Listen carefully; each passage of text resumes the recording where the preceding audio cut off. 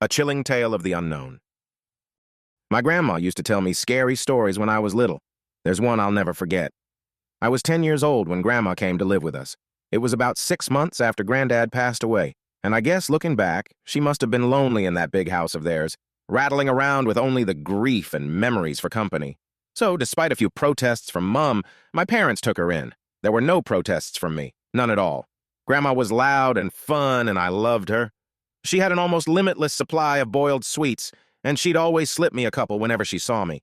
She was always the first to stick up for me when I got in trouble, too. But it was her stories I loved best. Grandma had all kinds of stories. Stories about growing up during WW2, and stories about the things she'd get up to with her friends on the South Coast after her family had been evacuated. Sad stories, funny stories, adventure stories.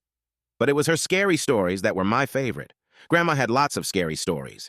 She told me she dabbled in the occult when she was a teenager, trying out Ouija boards with her friends, tarot cards, fortune-telling, all that stuff.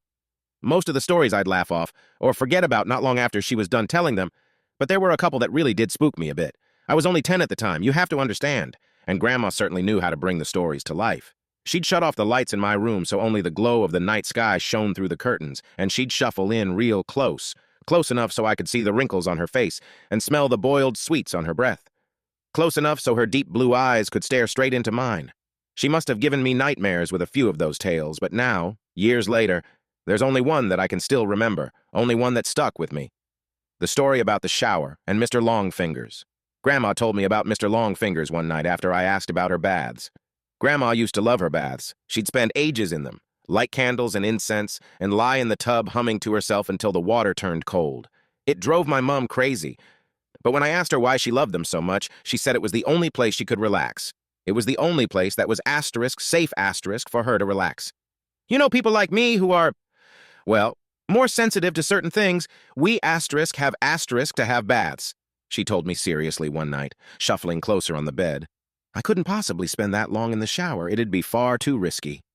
Grandma stared at me with those blue eyes of hers, unsmiling, and I knew it was time for one of her stories, one of the scary ones. I shivered with pleasure and pulled the covers up to my chin. Why is it risky, Grandma? She half turned to look out the window, watching me from the corner of her eye, pausing for effect. I waited, feeling my heart rate pick up ever so slightly in my chest. Well, she said after a moment, it's only risky if you close your eyes, of course. If you close your eyes for longer than 10 seconds. What do you mean? Why? Well, do you ever play that game in the playground with your friends? The one where someone turns their back and the others sneak up on them when they're not looking? Oh, my.